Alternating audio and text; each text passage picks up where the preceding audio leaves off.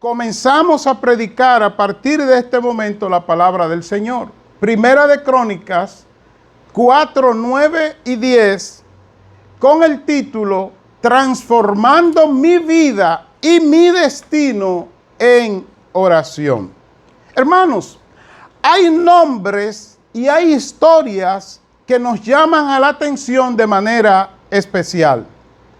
Hablando de los nombres, imagínese que a usted le digan el nombre de esa persona significa Dios es mi Padre. El nombre Abiel, que es un nombre hebreo, significa Dios es mi Padre. Es un nombre que llama la atención. Imagínese que a usted le digan que el nombre de esta persona es el que se abraza de Dios, Habacuc, un nombre hebreo que significa el que abraza o el que se abraza de Dios.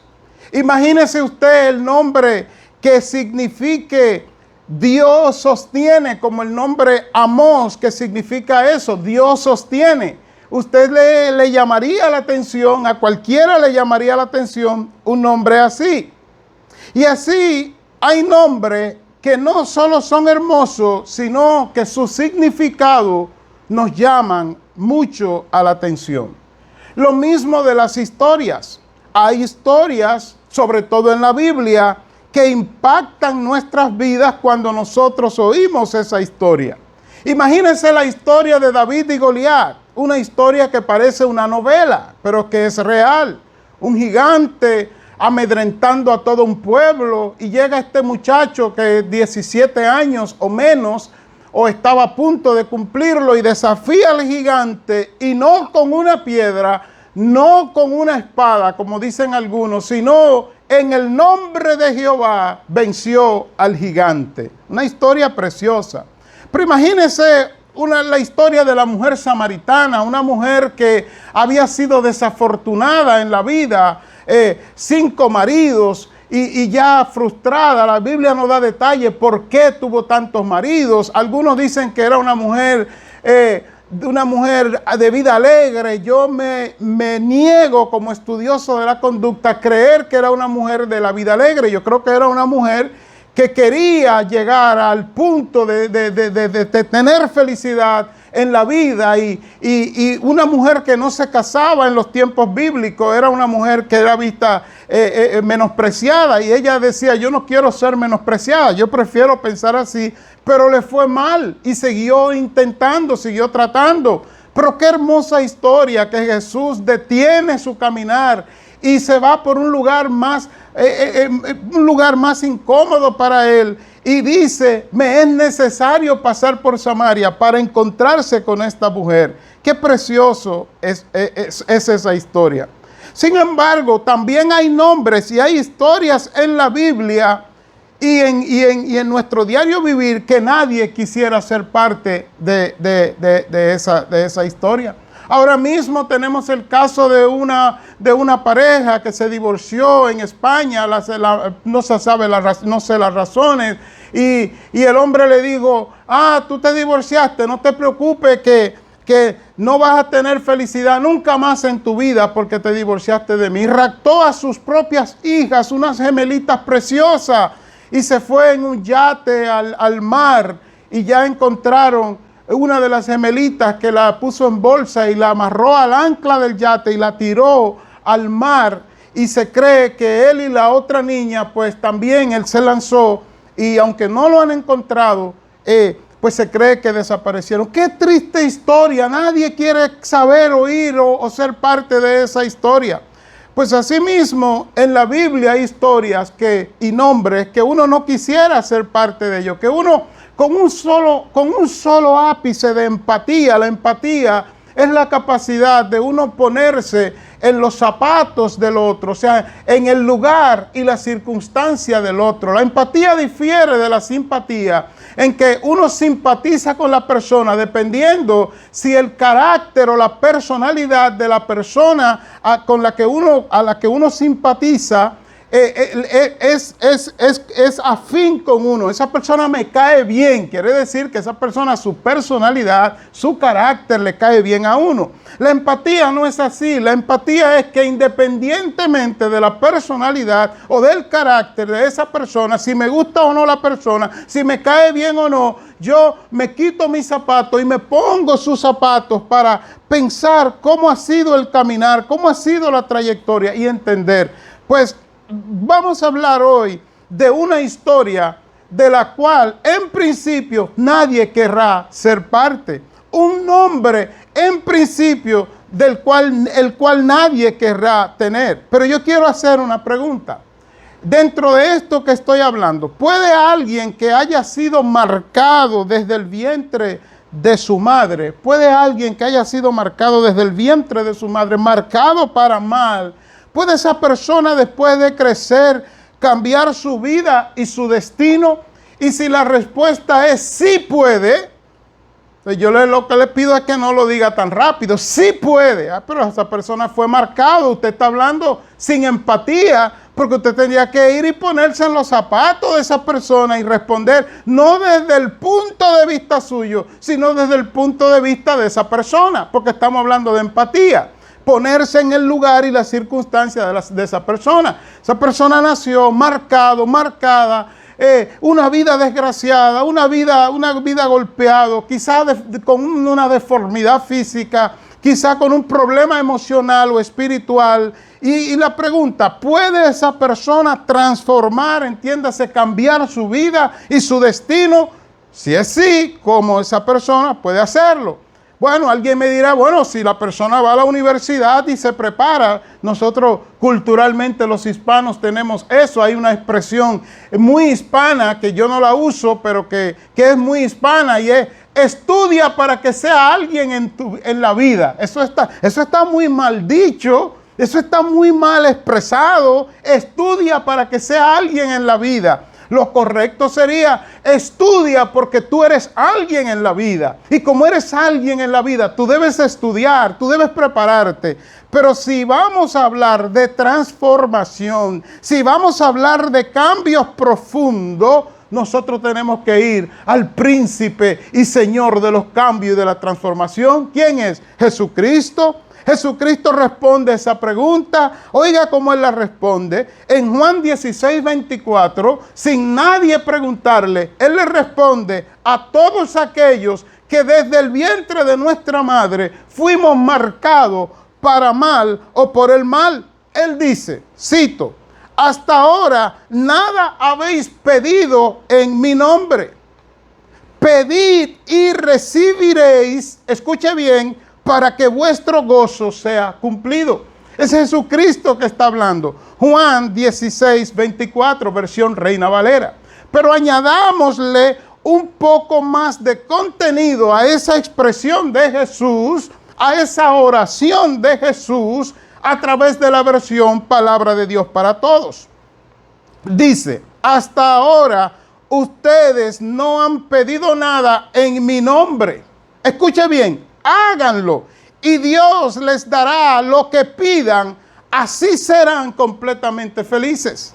¿Qué está diciendo Jesús ahí? Jesús está diciendo, déjeme aclararle este texto que muchos no lo entienden. Algunos entienden que el texto dice, ustedes no han orado, oren en mi nombre y ustedes verán qué va a acontecer. Eso no es lo que dice el texto. El texto dice, escuche bien, hasta ahora nada habéis pedido en mi nombre. Está implícito en el texto que ellos oraban, ellos pedían, porque la cultura hebrea, la cultura donde Jesús llegó, donde Jesús nació, ellos oraban, eran religiosos, pero está implícito en la expresión, hasta ahora nada habéis pedido. No dice así, dice hasta ahora nada habéis pedido en mi nombre. En otras palabras, ustedes han pedido mucho, ustedes han llorado mucho, ustedes han orado mucho, pero no lo han hecho, escuche ahora, de la forma correcta. Y la forma correcta es hacerlo en mi nombre. Pidan en mi nombre y ustedes verán cómo Dios le va a responder para devolverle el gozo, entiéndase, para transformar sus vidas, para transformar su destino. Eso está acorde con lo que dice Juan 5:16, la parte final. La oración eficaz del justo puede mucho.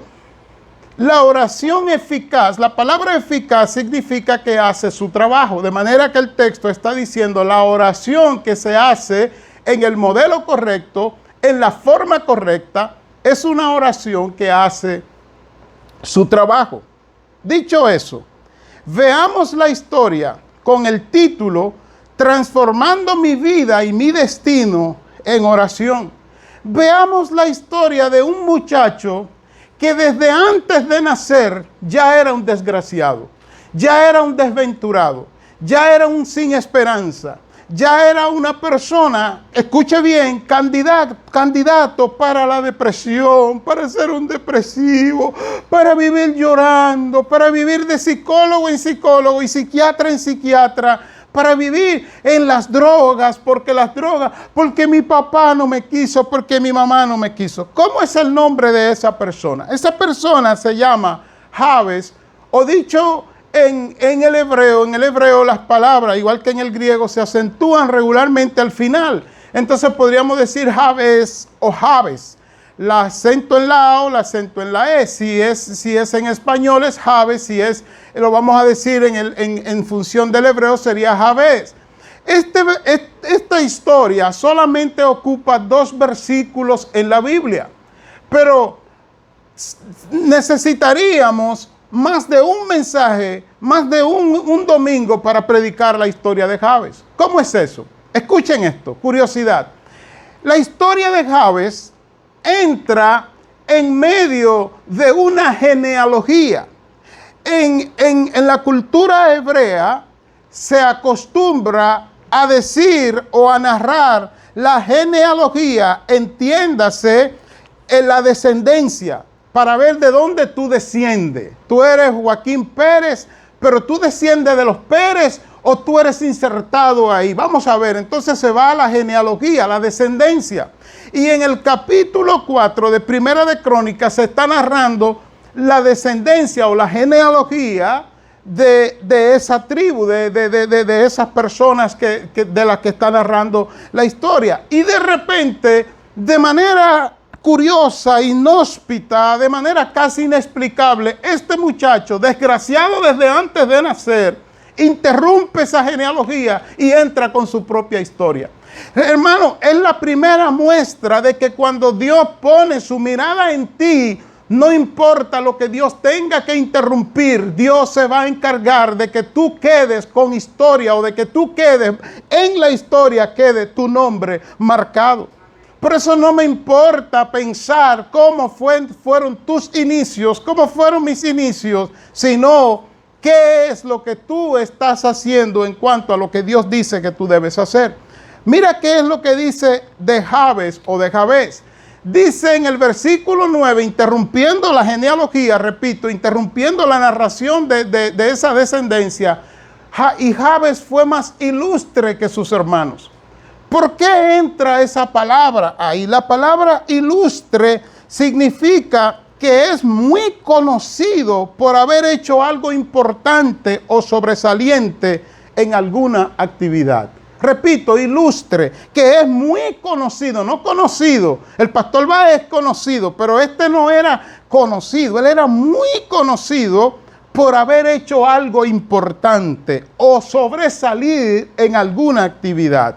De manera que lo que está diciendo de Jabes es, escuche bien, que él interrumpió esta genealogía en Primera de Crónicas 4, 9 y 10, porque él era un hombre que había hecho algo sumamente importante o había sobresalido por una actividad. ¿Y cuál fue la actividad? Pero en la PDT, que es la versión que me gusta usar para estudiar y para predicar, dice que él fue más virtuoso que sus hermanos. La palabra virtuoso dice que es la capacidad que tiene una persona de producir un determinado efecto positivo. Vamos a decirlo de esta manera. Él era virtuoso porque él tuvo la capacidad de producir algo positivo de lo que era negativo. ¿Y cómo sucedió? Pues escuche que dice que cuando su madre lo dio a luz, le puso el nombre Jabes o Jabez. Dice, versículo 9, por cuanto lo di a luz con dolor. ¿Usted está escuchando? Lo dio a luz con dolor y por eso le puso el nombre Jabes. En la versión PDT, una vez más, dice, le puse ese nombre porque tuve mucho dolor cuando él nació. La palabra Jabes viene de un término hebreo que significa, escuche bien, doloroso o hacedor de tristeza. Doloroso o hacedor de tristeza. Mis hermanos que están aquí y los que están allá, analicemos un momento la vida de Jabes. Su madre lo tiene a luz con mucho dolor, pero no solamente el dolor físico, sino que la que le pusieron ese nombre refleja el dolor emocional que le causó. Supongamos, y estamos en el área de la especulación porque la Biblia no lo dice, que además del problema físico, esta mujer fue abandonada por el esposo, supongámoslo. Y ella veía en Jabes no solamente el hijo que le causaba dolor, sino el hijo también que ella tenía que trabajar, que ella tenía que bregar, que ella tenía que hacerlo todo ella. Y cuando él nace, ella decide ponerle, tú eres un doloroso, tú eres un hacedor de tristeza. Pero vamos a ponerlo más en el lenguaje puertorriqueño y dominicano, que es el lenguaje que yo sé hablar. Lo que le digo fue, mira muchacho, tú viniste a chavarme la vida. Mi vida no ha tenido valor ni sentido desde que tú naciste. Desde antes de nacer ya tú me estabas causando dolor. Imagínese usted, y usted me dirá, pastor, pero si somos bíblicos, ¿por qué entrar en el área de la especulación? ¿Por qué toda esa especulación que usted está haciendo, que la Biblia no dice sobre la posibilidad de lo que fue el embarazo? Cuando lleguemos al versículo 10, usted se dará cuenta que no es especulación, sino más bien análisis e iluminación del Espíritu Santo de cómo fue la vida desde el vientre de la madre de Jabes, el hacedor de tristeza o el que causa dolor, o sea, el doloroso. Pero este muchacho creció, él no era israelita, no era descendiente de la tribu, de ninguna tribu de Israel.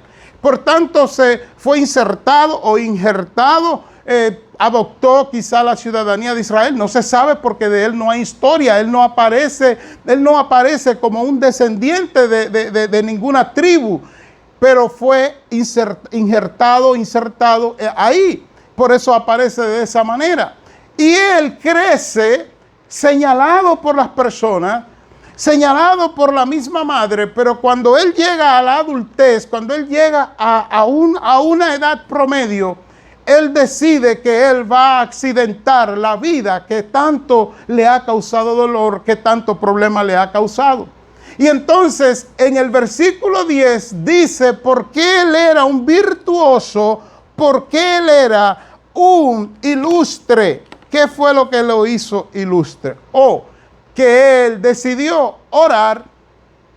De repente en el versículo 10 vemos, Jabes oró así.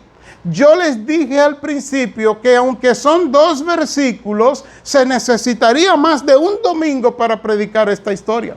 Porque nada más en esa expresión, Jabes oró así, nosotros deberíamos detenernos y preguntarnos, pero ¿por qué explica la Biblia Jabes oró así? No dice Jabes oró. No dice Jabes se puso los zapatos y comenzó a orar y a decir. No, dice Jabes oró así. ¿Sabe qué quiere decir? Que él indagó, él preguntó, él buscó, él fue enseñado en cuál era la forma correcta de orar para tener la respuesta de Dios. ¿Acaso no recuerdan ustedes que comencé diciéndole que Jesús dice que hay una forma correcta de orar? Que en el Nuevo Testamento, en el Nuevo Pacto, en el Pacto de la Gracia, la forma correcta de orar es pedir en el nombre de Jesús, pedir al Padre en el nombre de Jesús. Juan 16:24 lo cité. Hasta ahora nada habéis pedido en mi nombre, pedid y recibiréis para que vuestro gozo sea cumplido. Pues de la misma manera en el Antiguo Testamento había una forma correcta de orar. se oraba en unos principios que son los mismos principios que cuando usted busca el Padre Nuestro en Mateo 6, son los mismos principios que vemos que Jabes hizo. ¿Cuál? Oró así. Él se puso aparte. Él tuvo un tiempo, tuvo un espacio para orar y oró así. Pero no solamente oró así, sino que dice el versículo 10 que él oró ¿a quién?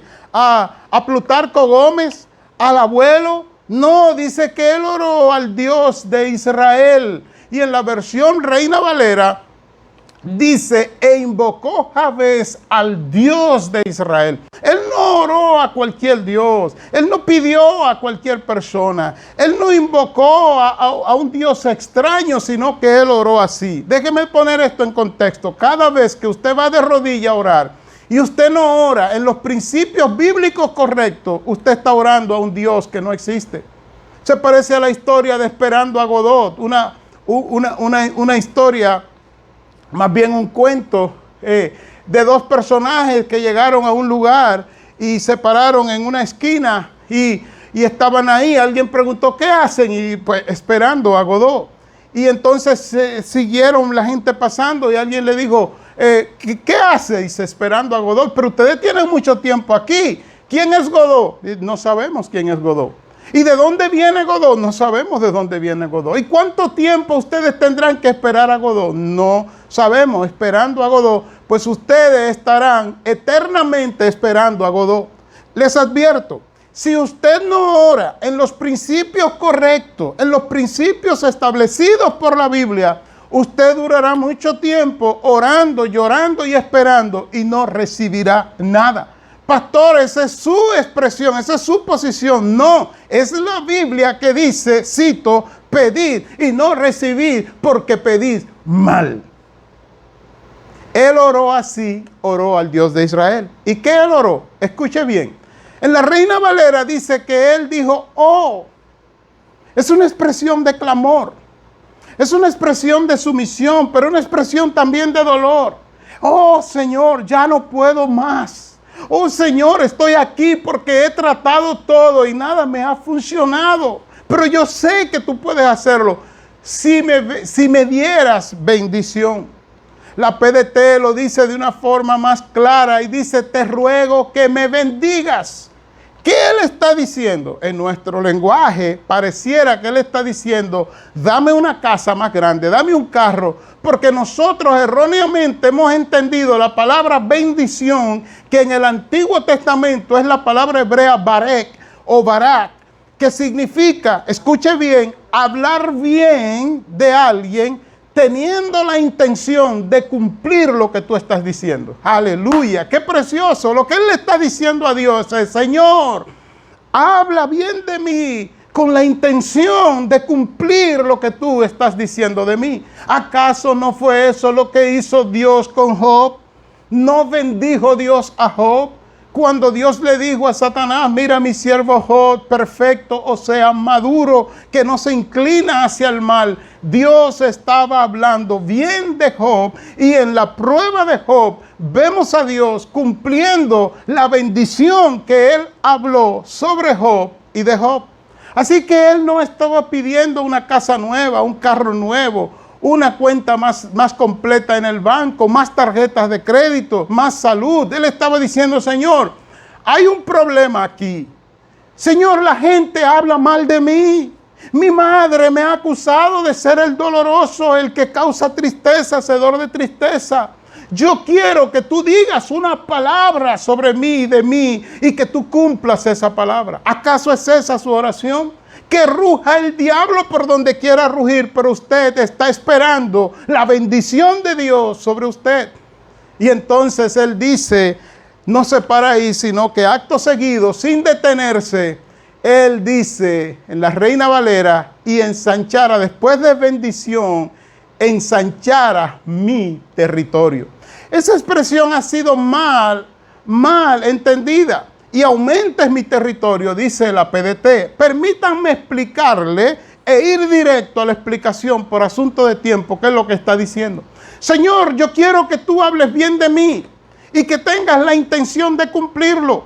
Y una vez que hables bien de mí y que tú tengas la intención de cumplirlo, escuche bien, yo quiero caminar libremente en un territorio ampliado donde tu cobertura me cubre.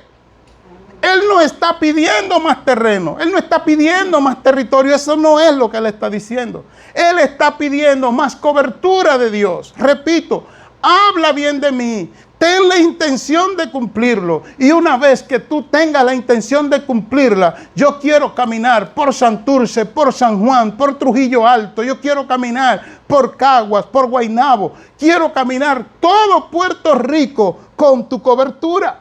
Él no está pidiendo posesiones ni más terreno. Él está pidiendo cobertura de Dios.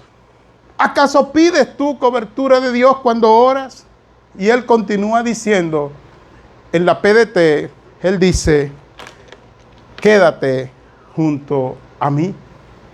En la Reina Valera dice, y si tu mano estuviera conmigo. ¿Ven el hilo de pensamiento? Quédate junto a mí. Porque, Señor, yo estoy cansado y cansada de caminar solo. Yo estoy cansado y cansada de caminar sola. Yo estoy cansado y cansada de donde quiera que voy, ser señalado, ser golpeado. Pero yo quiero, escuche bien, que si tú hablas bien de mí, con la intención de cumplirlo, y tú, escucha, y tú te quedas ahí cubriéndome, pues entonces, Señor, yo voy a estar feliz. Yo no quiero una bendición de un día. Yo no quiero una bendición de una tarde. Yo quiero tu presencia manifestada en mi vida siempre. Y entonces, después que Él hace eso, Él llega al punto culminante, que es donde está el verdadero problema de Jabes. Escuche lo que Él dice. Él dice, y si tu mano estuviera conmigo, pero añade después, y me librara del mal, para que no me dañe. Oiga la PDT como lo dice. Y líbrame del mal, escuche bien, para que yo no pase sufrimiento.